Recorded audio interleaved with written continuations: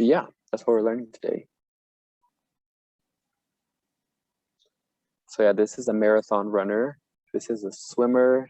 This is a weightlifter. And this is a meme that I found funny because I run a lot and I can relate to this. So how have y'all been? How's the weather over there? Because that's always a good question to start out with.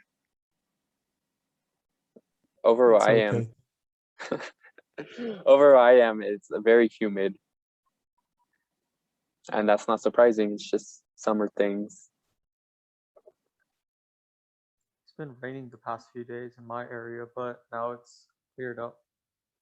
That's good. Well, I mean, it depends on whether you like the rain or not. I love rain personally. I mean, I don't like being caught in the rain, but I love, being in the house while it's raining. That's nice.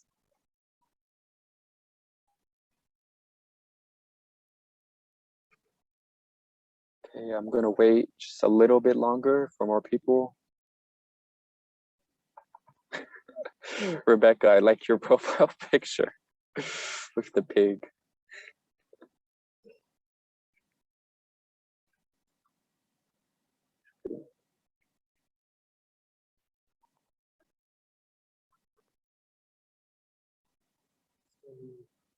Yeah, just a little bit later, a little bit longer, and then I'll go ahead and start. Oh, thank you. Yeah, I like the neat profile picture. Very gorgeous. It is a very gorgeous pig. You're right.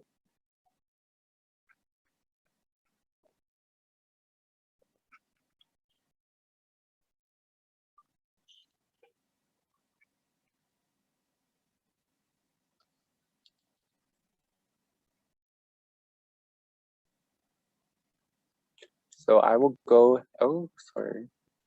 Oh my goodness. What is going on? Okay, so I'm going to go ahead and begin. So yeah, today we're gonna learn about exercise for performance and fitness. So in the last two lessons, we've learned about the physiology, how our body actually gets able to exercise. And in the two lessons prior to those, we learned how physiology functions at the microscopic level.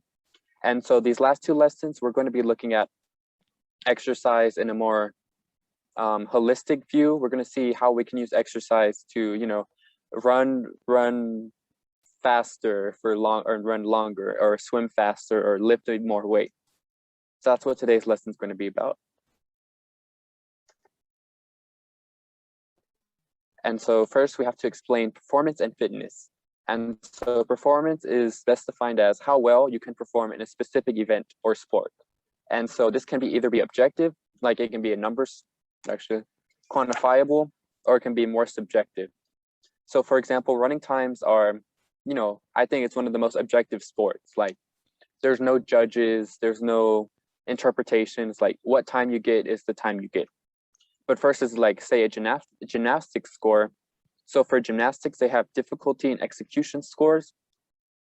And so depending on the difficulty of the routine you chose, that'll give you a difficulty score. And then depending on how well you executed it, it's going to give you execution score.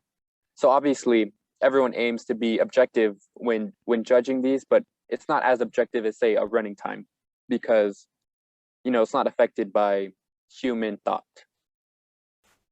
And so then fitness. And so fitness is a more general term, and it refers to the quality of one's physical abilities, such as how much you can lift, walk, run, stretch, jump, etc. They're all factors of fitness. So yeah, over here is just this is how they would grade gymnastics routines, and this is a timetable of running times. This is Simone Biles, the world's best gymnast. That's just facts. And this is just a person running.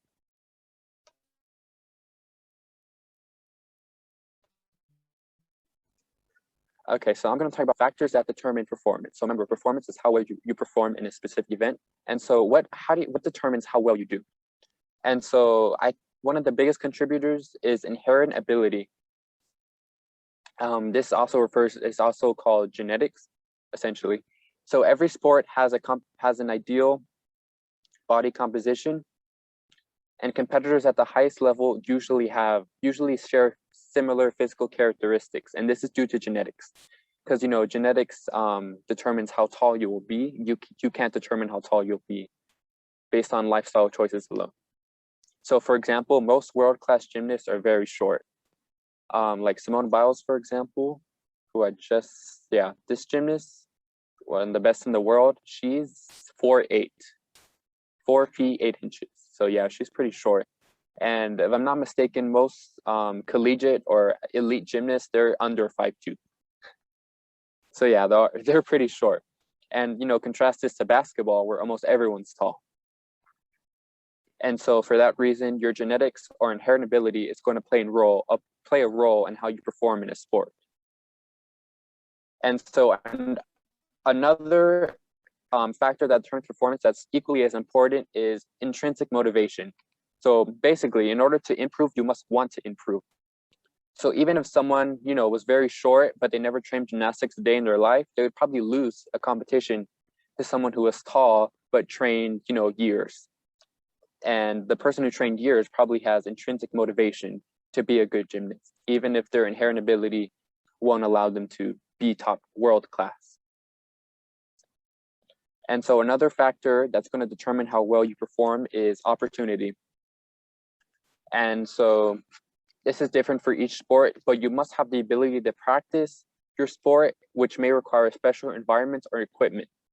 So for example, ice hockey, if you live in a southern state, or if you live in an area that's usually hot, like Texas, for example, we don't have many ice skaters or figure skaters or hockey players, and that's because we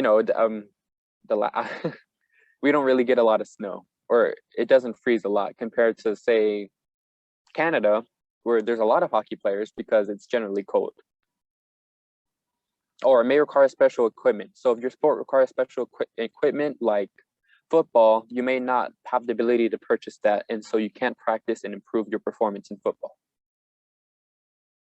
And so the last factor that determines performance, this is the least important, is direction. So not only must you train hard, you have to train efficiently and effectively.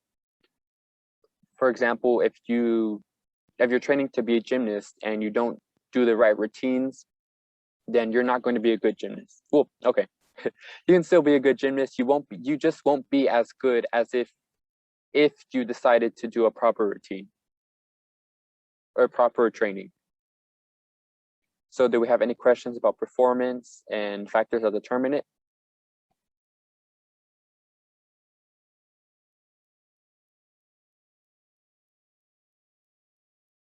All right, I'll go on ahead. So how can you improve fitness and performance? And so the answer to everything is always just practice, So in general, the more you do something, the better you're going to be at that thing. And so the thing about fitness and performance specifically is that when the body does an activity, when you have it run since pre-K or kindergarten or something, your body's going to better prepare itself for the next bout of that activity. So after a 3-mile run, you're going to be very tired. You're going to want to sleep all day or something because your muscles are sore. But the next time you run, well, it may not be the next time, but let's say 2 weeks out, you probably will be a better runner as a result of your training 2 weeks beforehand. So Mr. yes, Josh, yes. how does that work with your nervous system? What do you mean?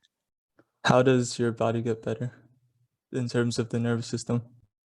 I'm going to be discussing that later, but in general, you can say the nervous system adapts to certain exercise by branching out more. The dendrites, they branch out more. And that allows you to utilize your muscles more effectively to do that task. But I'll talk about it a bit later. And so, yeah, so this is also very important. So not only is training important, rest is also equally important. The body requires rest to better prepare you for a next bout of activity. If you run, oh, excuse me.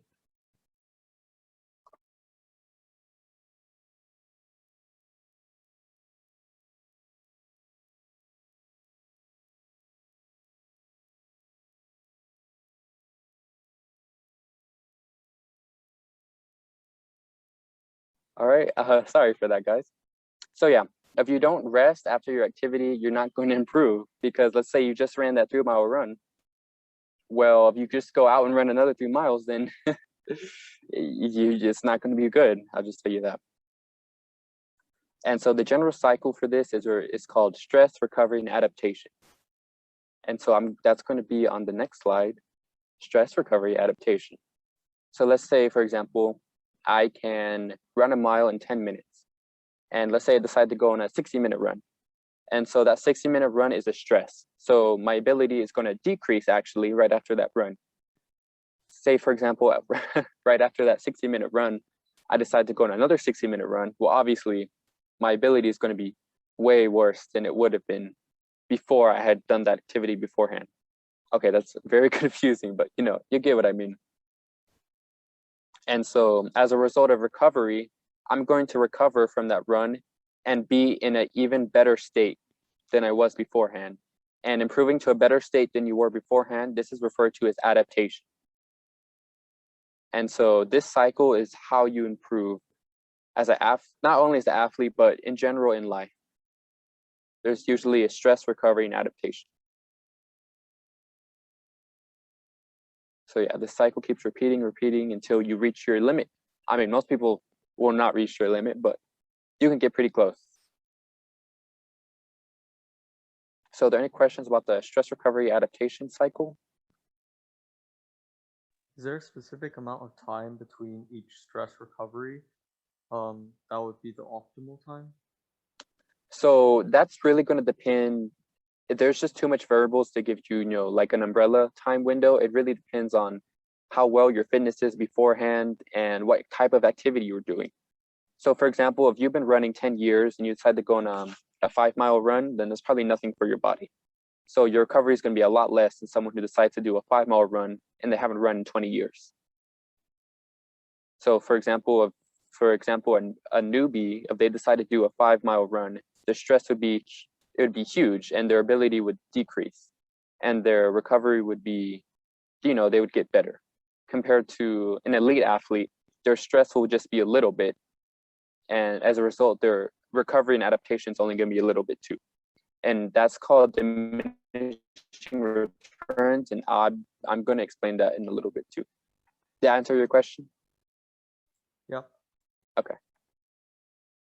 So I'll go on ahead. So I'm going to teach you some basic principles that you should know. Every training plan you should consider these when making a training plan. So arguably one of the most important is progressive overload. And simply stated, this just means a training plan should get harder over time. And there's multiple ways to make an activity harder. You can either do it for a longer amount of time, you can make it more intense, and there's multiple ways to make it more intense. Or you can do it more often. So yeah, that's basically, it should get harder over time. If you just keep doing the same workout over and over again, your body will adapt to it completely, and you're not going to, you'll stop right here or something. You're not going to go on to the next level. You'll stop right here if you don't keep pushing yourself. And so every training plan should be individual. It should be specific to your abilities and your needs. So, an elite athlete is going to have a lot different very different training plan than someone who's new to running. Like a Catch the 5K, you'll probably run about 3 to 4 times a week, versus an elite runner who can probably run 10 times a week by running multiple times in a single day. So training plan should also consider periodization. And that's just a fancy way of saying a training plan should cycle between different training intensities and volumes. So this goes back to progressive overload. You don't want to be doing the same thing over and over again. You should plan your training program so there are different intensities and different training volumes. Because the more you mix things up, the less likely you are to plateau at one ability level. And then I can't say this word at all. Specificity, whatever. So the more specific a training plan is, the better the results will be. So I know I always make my examples running, but it's just because that's what I'm most familiar with. So if you want to become a better runner, you should run, basically is what this is saying. Like if you decide to cycle, run, and swim, you'll still get better at running, but probably not as good as you were if you were to just keep running and doing special individual workouts and specific workouts for running. And so do we have any questions about these fitness training principles? For periodization, you said we should mix things up, right? Yes. Does that mean we should do something new every day? Not necessarily. You don't have to do something new every day, but it really depends on what you're doing. But I'd say mix it up maybe at least once a month. You don't want to be doing the same thing over and over and over again because you'll plateau eventually. You have to mix it up somehow. But it's not a specific time block. It's just in general, you should keep that in mind.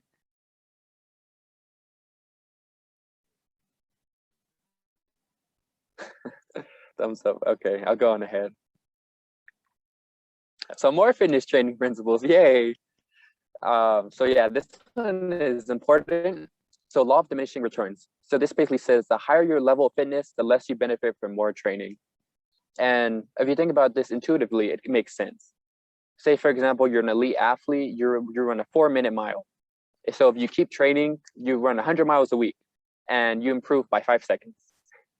Versus, let's say you're a beginner, you can only run a mile in 10 minutes. You train for 12 weeks, and wow, you can run a 7-minute mile. That's 3 minutes faster than what you could do versus the elite athlete who trained, more intensely than you did, but only improved by 5 seconds. And so this principle basically applies to everything in life. For like video games, for example, you want to be a pro Smash Bros player. The first 50 hours you put into playing Smash Bros, you'll get a lot more progress than you would if you were already a world champion and put in another 50 hours. And so then what ties into this law of diminishing returns is the principle of accelerating setbacks. So basically, the higher your intensity of training, the more likely an injury or setback will occur. So yeah, let's say you're a new runner and you decide to do a marathon. That's not healthy. You should not run a marathon if you haven't trained for it. But if you do decide to do that, there's a very extremely high chance you're going to get injured. Compared to, let's say you only did a mile run, there's a very tiny chance you're going to be injured from that. And there's a graph that illustrates how these two are related. To the next slide.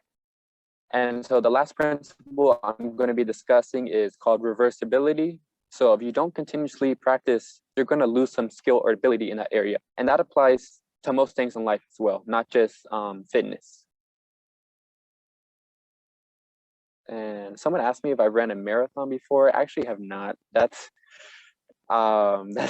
just too much distance for me. The most I've run is about 10 miles, and that's not even half of a marathon. So, but yeah, the reversibility principle is best described as use it or lose it. And that applies to, most things in life, like an instrument. If you don't practice, you're gonna lose some skill in your instrument. So yeah, here's the graph I was talking about, and it relates diminishing returns and accelerating setbacks. So as you can see, as training gets more intense over time, your fitness gains. So let's pretend this is 1 week, this is 2 weeks. So, after 1 week, wow, you've made a ton of fitness gains. Look at that. But then after 2 weeks, you've only made this much fitness gains, even though it's the same period of time. And so that reflects diminishing returns. And then accelerating setbacks is shown by, it's as you increase training intensity, your percent chance of setback or injury increases dramatically. So what I highlighted here is the ideal training zone. You should train at an intensity where you're going to get good amount of gains for the least amount of potential setbacks. Because if you train, it's okay to go out of this zone. Like it's okay to train here for a little bit, but you don't want to be training in this area for 10 weeks or something, because remember, it's a very high chance you'll get injured. So are there any questions about these principles or this graph?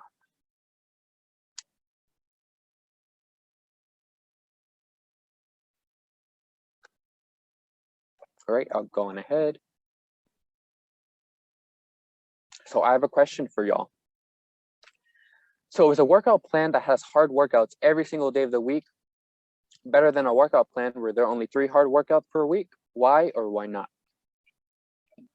Oh, excuse me. So you can go ahead and put it in the chat, or you can unmute.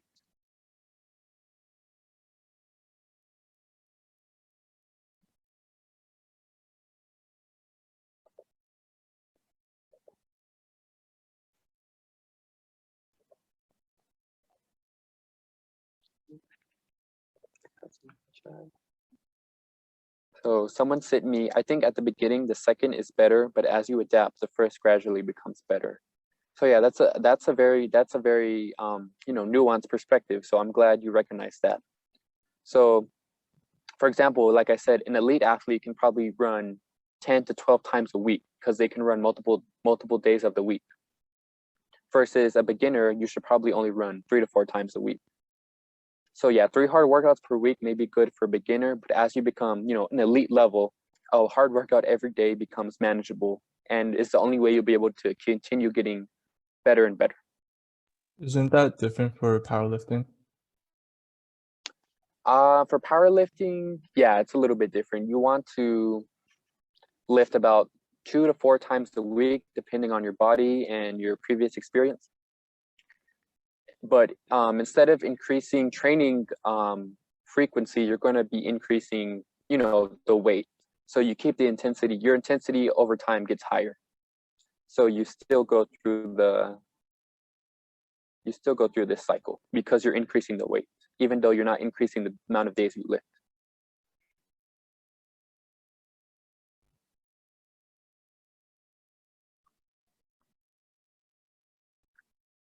All right, those were good answers. I'm going to go on. I can't talk today. I'm going to go on ahead. And so now I'm going to talk about the more physiological aspects of exercise, how you adapt to exercise. Because remember, we talked about in the previous lessons what happens during exercise. Now we're going to talk about what are the after effects of exercise. So endurance exercise is an activity performed at 50 to 85% of your maximum heart rate for more than 20 minutes. So yeah, just think endurance exercise, like riding a bike, or actually riding a bike and running. Those can either be endurance or they can be high intensity strength. Well, not strength, but they can be high intensity exercises. It just depends how fast you're going.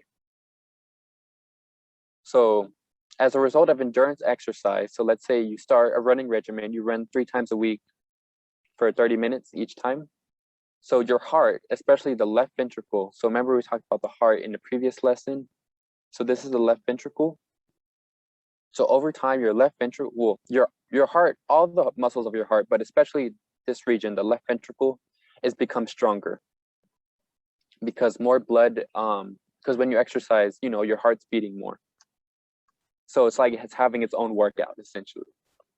It's going through the same cycle, the stress recovery adaptation. And so, yeah, in response to exercise, the actual muscle tissue is going to increase the number of mitochondria, increase the number of proteins that are used for cellular respiration, and it begins to prefer using fat as fuel for cellular respiration instead of sugar. So remember, mitochondria are the powerhouses of the cell. They make ATP, which is the energy of the cell. It's going to increase the number of proteins that are used for cellular respiration. And remember, cellular respiration is the process where your body makes ATP from sugars, fats, and other biomolecules. And so, yeah, as you continue to progress in endurance exercise, your body is going to prefer to use fat instead of using sugar as fuel. And the number of blood vessels that actually go into the muscle, that's going to increase as well. And remember, the purpose of blood is to unload oxygen into the tissues and unload glucose into the tissues and take out carbon dioxide from the tissue.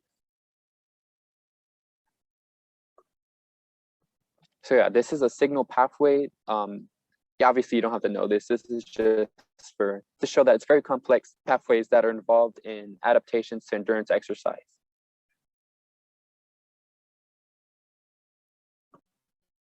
So do we have any questions? After a while of exercise, does the muscle also increase the number of fibers? I heard at the beginning of exercise, the fibers first increase in size, but later in exercise, do the muscles begin to have more fibers? So when you say later in exercise, do you mean a couple days after you've worked out or right after you worked out, like minutes after you finished your workout? No, I mean like a while after you have done a workout for a while, right? Like you've done a regimen for a while, and then all the physiological responses, after a while, do the number of fibers in the muscle increase? Yes, that's true. So every endurance exercise, you can't really isolate strength and endurance, especially if you're a new runner, or new athlete. Every endurance exercise, for example, running, even though you're not sprinting, you are working your quads, your calves. And so I'll talk about this on the next slide, but yes, the muscle is going to get bigger as it increases the amount of muscle fibers it has.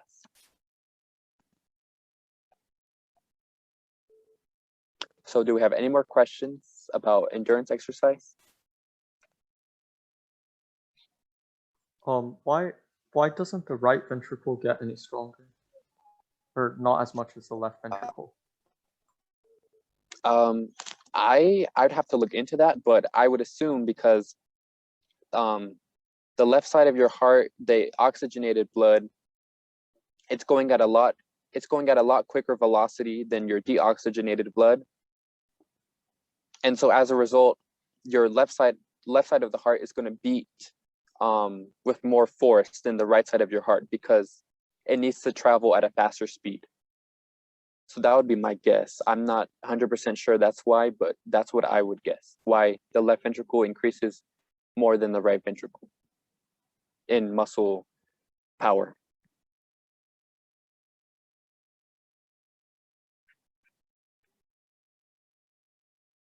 All right, I'll go to the next slide. So adaptations to strength exercise. And so strength exercise, it can't really be defined like this, but essentially it's any exercise where it's going to result in muscle tears.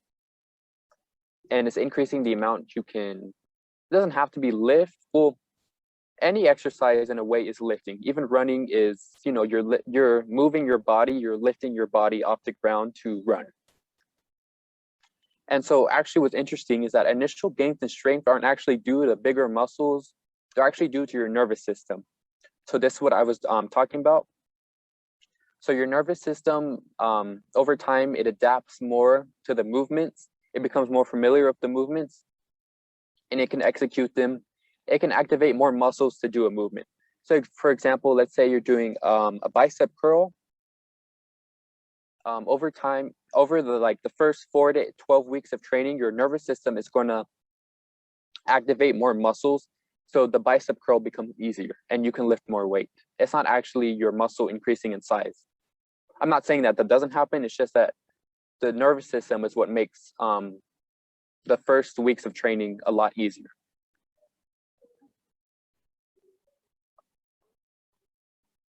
Okay, further strength gains are made actually by increasing the number of sarcomeres. So remember from lesson 3, sarcomeres are inside the muscle. They're actin and myosin along with a bunch of other proteins, and they're actually what contracts the muscle. And so if we, so as a result of strength exercise, your body is going to increase the number of sarcomeres, and this is going to increase the size of the muscle. And so that's a change you can see, with yourself. As you work out, your muscles get bigger. And so another adaptation to strength is that there's an increase in the number of proteins needed for glycolysis and the phosphocreatine system. So ATP can be made quicker. So if you remember from lesson 2, glycolysis is the cycle where you make some ATP, not as much as you would in cellular respiration, but it's really fast. So if your body needs ATP in an instant, it's going to use glycolysis and the phosphocreatine system. So remember the phosphocreatine system, the phosphocreatine transfers a phosphate to ADP to make ATP. So after you do a strength exercise, your body is going to say, hey, I need more ATP so I can keep lifting more. So I'm going to increase the number of proteins that so I can make more ATP. So do we have any questions about these adaptations so far?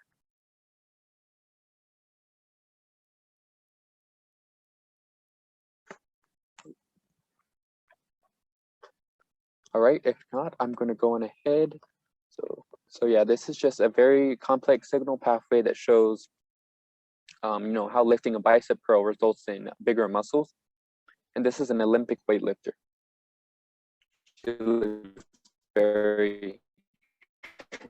She looks very happy, like she broke a world record or something. And so this is also a very important part of exercise as nutrition, what you eat. And so exercise, like any physical activity, burns calories. As a result, those who exercise need more calories than those who don't. So the best meal before exercise is ideally, it doesn't have to be, but ideally is 500 calories or less. Is mostly carbohydrates with low amounts of protein and fat. Excuse me for a second. Wait. Excuse me, I'll be.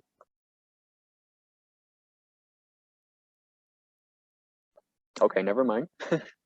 So yeah, the best meal before exercise is ideally 500 calories or less. It's mostly carbohydrates with very low amounts of protein and fat. Because if you eat a lot of protein and fat right before your exercise, you're probably going to feel groggy and you might even vomit. It's not fun. And it's ideally eating 2 to 3 hours before activity begins. So these pictures on the right are probably good examples of what you should eat. These are like the prime, perfect world examples of what you eat before you exercise. Because it's less than 500 calories. Most likely these are less than 500 calories. They're mostly carbohydrates. Bread is a carb, berries are carbs, and this cream is probably a carb, mostly carbohydrates. Oatmeal is mostly carbohydrate. Fruit in general is mostly going to be carbohydrates, and yeah, more fruit. And so adequate hydration is crucial for exercise because dehydration, whenever you're not drinking enough water, is going to decrease the amount of blood, and that's going to make your performance worse. Because remember, the function of blood is to transport oxygen and glucose to muscles that need them. So if you don't have enough water, which makes up blood, then you're not going to have enough oxygen and glucose to exercise efficiently. And so to increase muscle mass, if that is your goal, as a result of strength exercise, if you want to increase muscle mass, you need protein. You don't necessarily need to eat more. You don't need to eat a lot, but you need to make sure you're having enough protein.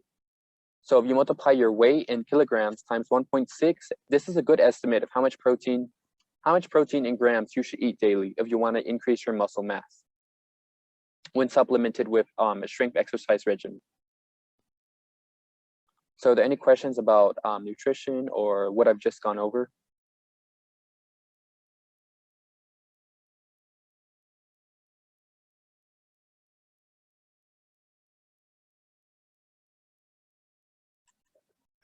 All right, I'll go on ahead. And so now I'm going to talk about fatigue.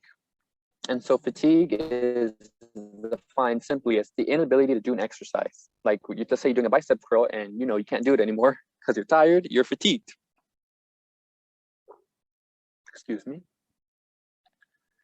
So during high intensity exercise, fatigue occurs due to a lack of ATP or altered environment of the muscle. But most often it's due to a lack of ATP. Say, for example, you're doing bicep curls and you can't do them anymore, it's probably because your muscle is literally lacking enough energy to contract. And so I have this diagram here. So you remember from lesson 3, this is showing how myosin and actin in the sarcomeres found in muscle interact to contract the muscle. So I X'd out the ATP. So if you so let's say you have no ATP, then the myosin cannot grab the actin and pull it to contract the muscle. And so that's literally why if you don't have ATP, you're not going to be able to contract your muscle. So during low intensity exercise or endurance exercise, fatigue occurs, a lot longer down the line. You can run for like 3 hours, 2.5 hours and be fine. But contrast this to bicep curls, you can only do, it depends how strength you are, but depends how strong you are, but you're not gonna be able to do it for 3 hours unless it's insanely low weight. So during low intensity exercise, fatigue occurs due to low levels of blood sugar. So if there's not enough sugar, your body can make ATP, or decreased levels of calcium ion due to it leaking out to the surrounding tissue. So remember, you need calcium. So this ties back into this actin and myosin model. So remember, myosin is a thick filament and actin is a thin filament. And so in order for myosin to interact with actin, calcium needs to bind to certain proteins attached to actin. So if you lose, so I drew it here, if you lose all your calcium, calcium is not going to be able to bind to these complexes, and myosin can't even attach to actin. So as we saw with high intensity exercise, myosin couldn't attach to actin because it had no ATP, but during low intensity exercise, myosin can attach to actin because actin is blocked because there's not enough calcium to unblock it. And so this is the most rare type of fatigue, but during extremely long or intense bouts of exercise, central fatigue could occur. And this central fatigue is when the motor neuron cannot fire an action potential.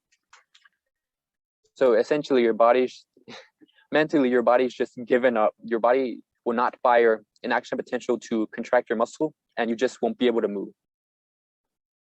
That, like, even if you feel fine, you won't be able to move because your brain's just, nope, we're not gonna move.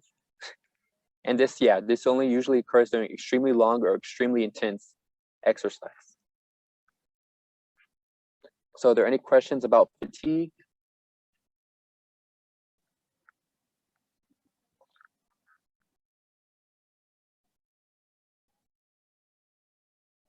All right, I'll go on ahead. So now I'm going to talk about muscle soreness. So muscle soreness is caused by micro tears in muscle after exercise. And micro tears, they can be caused by both endurance exercise and strength exercise, but more commonly, they're caused by strength exercise. So these tears, they're caused by damaged sarcomeres. So remember the sarcomere we just talked about,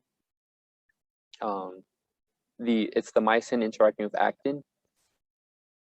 These tears are caused by damaged sarcomeres and other proteins in the muscle, and it results in inflammation and tenderness. So if you've ever been really sore before, it hurts to use that muscle, and when you touch it, it feels swollen and it hurts to touch. It's tender and it's inflamed. So yeah, I thought these are pretty cool pictures. So these are real sarcomeres from a human subject. And so before exercise, this is what the sarcomeres look like. I don't know what muscle this is, but this is what they look like. And then after they did a strength training workout, this is what they look like afterwards. So as you can see, they're super destroyed, absolutely trashed. They're basically useless. They're all, yeah. So the body's immune system is actually the white blood cells in blood. They're going to destroy these broken sarcomeres and signal to the muscle cell, hey, these are trash, please make new sarcomeres. And as a result, your muscle is going to get bigger.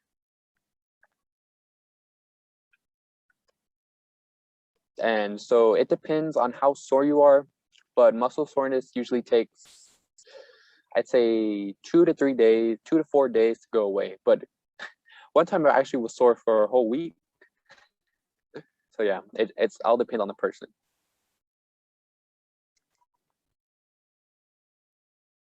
So any questions so far?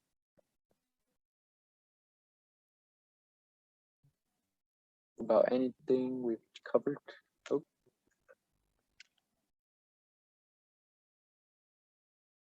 All right, I'm gonna go on. And so the last thing I want to talk about is performance enhancing drugs, also called PEDs. And so you may have heard of these before, steroids, or more formally anabolic steroids. And so what these are, these mimic testosterone, which is a hormone, and that's a chemical messenger. We didn't talk about those in the body, and a hormone which increases muscle mass. So it results in muscle, it increases muscle size, it increases muscle mass. But these drugs are highly dangerous and they're very illegal.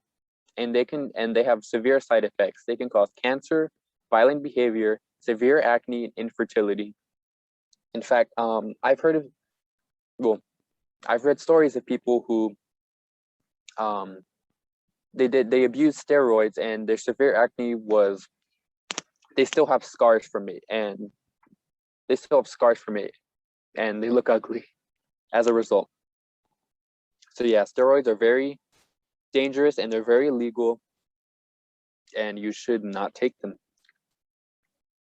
And this is what steroids look like on the chemical level.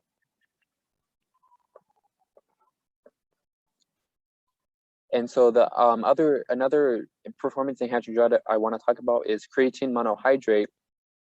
And so what this does, so this increases the muscular creatine concentration, which allows greater production of ATP. So if you remember from our second lesson, the phosphocreatine system, the phosphocreatine transfers a phosphate onto ADP to make ATP. And so what creatine does is it increases the concentration of this compound that makes ATP, so you have more ATP in your muscle. And so this supplement is actually legal. Whenever you take it in the right doses, it's safe and it's fairly effective at increasing the amount of reps you can do, increasing your strength. And so another performance enhancing drug you may have heard of but didn't know it actually enhanced your performance is caffeine. So what caffeine does is it increases endurance and fat utilization during exercise. So as you know, caffeine is found in coffee and tea, and this is completely legal. That increases alertness and increases your endurance. So for example, let's say you have a 5K race coming up, it'd probably be a good idea to drink some coffee or drink some tea to increase your endurance. And of course, it's completely legal.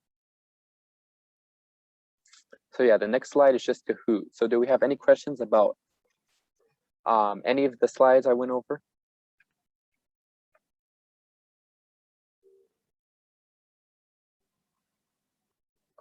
Oh, so yeah, this is creatine. You may have seen a bottle like this before, and this is what caffeine looks like on the chemical level.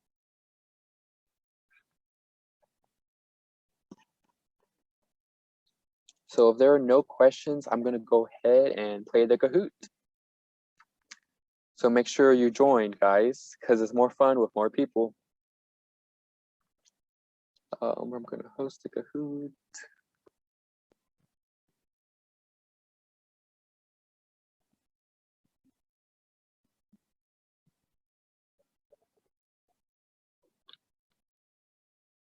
Excuse me. All right. If you don't know how to access Kahoot, you just go to kahoot.it and then press enter. I'll go ahead and put the game code in the chat. Game code is 240808. Do you know the principles of 82. Yeah, isn't that those principles at that one school? So that's the Kahoot code. I'm not doing this again. So make sure you join, guys. Training. Guess what? No one can seem seem to agree on exactly Don't let how many APC and what they are. automatically get Wow, first place. so for this video, I'll include the ones I've seen the most. Let's get this over with. I wonder who Barnes and Noble is. I like high. The principles of training are basic concepts from exercise science that help you get the most out of your training. If the FIT principle can help you plan and track a workout plan, the principles of training can help you specifically adjust and improve that plan. All right, so I'm going to include 5 principles, and I'll let you know which ones I did not include and why in the end. So I guess I'm including. Ninjas always win. First up, I'd have to disagree on that. Progressive But you may prove overload me is wrong, the process so. of gradually increasing resistance. I'm going to go ahead and begin because sets we and are running out of repetitions time. in your training plan. This will allow you to I think this is more people than last time, so I'm not complaining.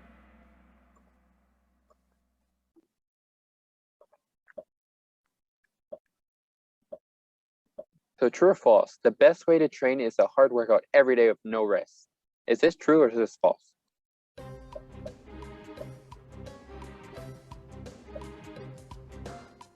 Yeah, good job. This is false. Remember, the stress recovery adaptation cycle, your body needs,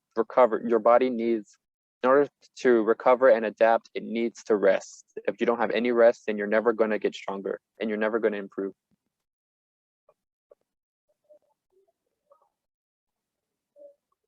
All right. Next question. Which factor does not determine athletic performance?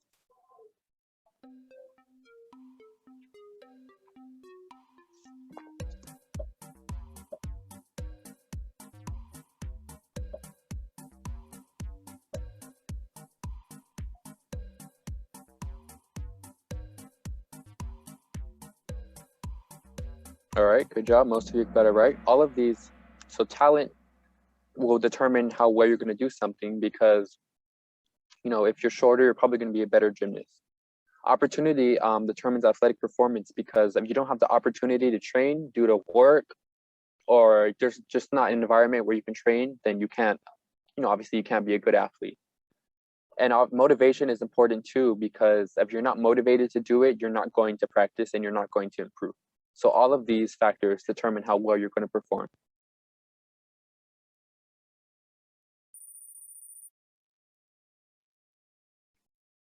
And so, yeah, what word is missing? The red boxes represent this word. So I don't know if you can see it. So this, what is this word supposed to be? What do I keep drilling into your heads? The blank recovery adaptation cycle. What is it?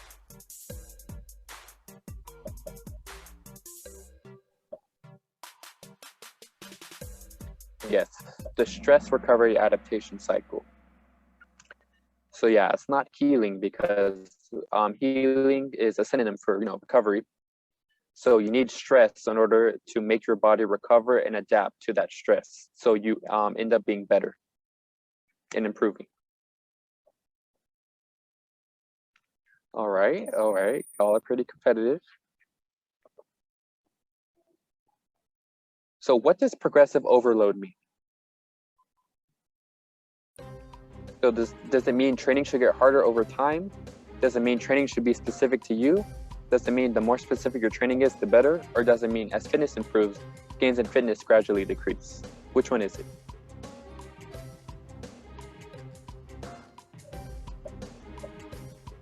So yeah, in hindsight, I probably should have gave y'all more time to answer this because you have to read pretty fast. But yeah, progressive overload means training should get harder over time. It does not mean as fitness improves, gains in fitness gradually decrease. That is specific to diminishing returns. Progressive overload just means your training program should get harder over time.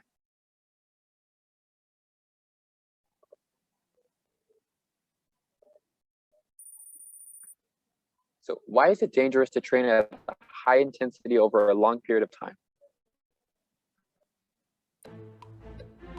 So is it because you'll begin to have diminishing returns? Is it because you don't want muscle to break down at all? Or is it because your chance of injury is higher when intensity is higher? Or is it because if your body can't recover, it'll never get stronger?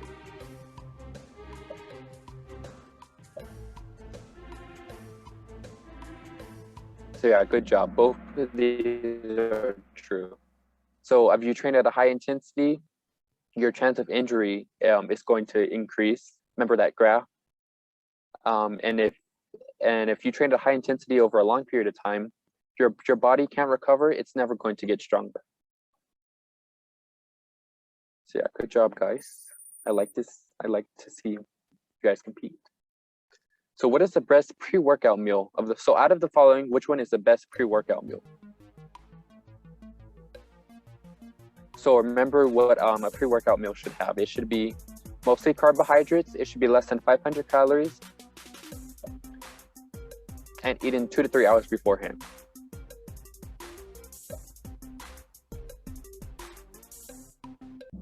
But yes, the best of the following is actually oatmeal with fruit. So the problem with lasagna is that, well, it has carbs, it also has a bunch of fat, and it has a bunch of protein from the meat. And you generally want to keep your pre-workout mostly carbohydrates. None of y'all chose roasted chicken, but the problem with roasted chicken is that it's almost no carbs, it's almost completely protein. And the problem with the romaine lettuce bowl is that it's not very filling. Romaine lettuce is mostly water. And water is great to drink beforehand, but it's not going to give you a bunch of calories. And yeah, it's not going to. Oatmeal with fruit would be a better choice than romaine lettuce by itself. So true or false? The most common cause of fatigue is the failure of the neurons to send action potentials. So remember, this is called central fatigue. So is this the most common type of fatigue, or is this not the most common?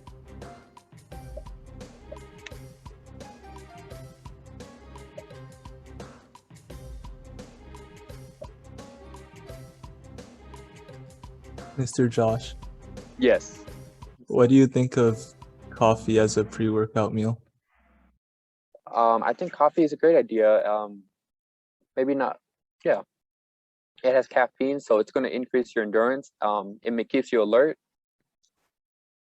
And contrary to popular belief, it's not a diuretic. I think that's how I would say it. It won't make you have to use the bathroom. It's a great choice.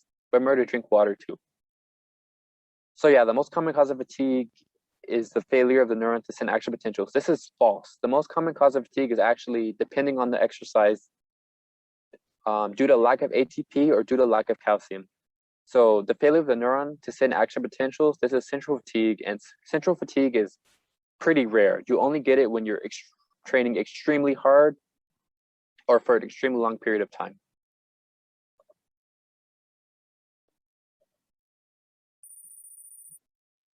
So which of the following drugs are safe and legal?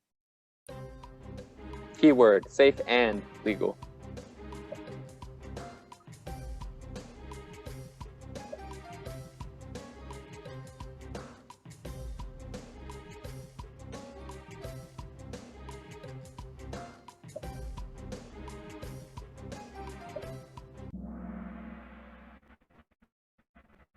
So yeah, good job. So caffeine is creatine. You can buy these over at stores, and it's completely legal to buy. So artificial growth hormone. This is depending on where you live, it's probably illegal, and it's not necessarily the most safe because there's a lot of side effects. Because growth hormone has a lot of effects. Muscle growth is just one, but there's a lot of effects you probably don't want as well. And it's also illegal. So obviously don't be doing illegal stuff. I don't condone any illegal activity. So after exercise, sarcomeres can after exercise, sarcomeres can be described best as, are they highly organized when they after exercise? Or are they healthier? Are they unchanged, or are they damaged than beforehand?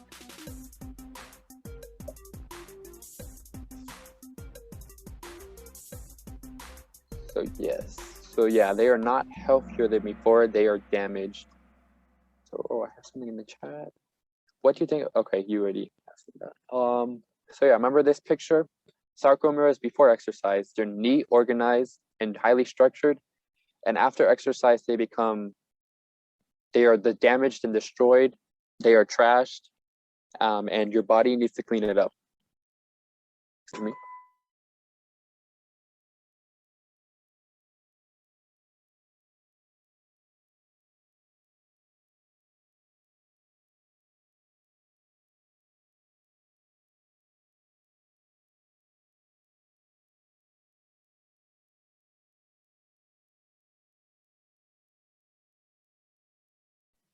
All right, sorry about that. But yeah, after exercise, your sarcomeres are trash and they will be replaced by new sarcomeres that are stronger and more number. There's more sarcomeres in the muscle.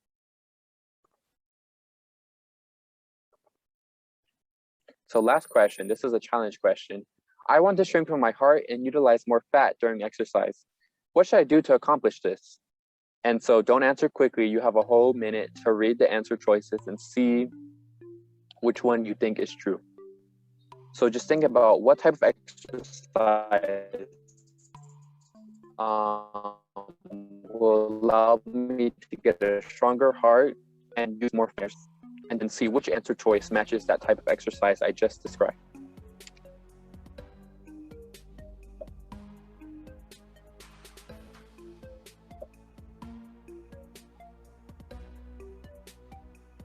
Well, I've never heard the extended Kahoot music. It's very intense.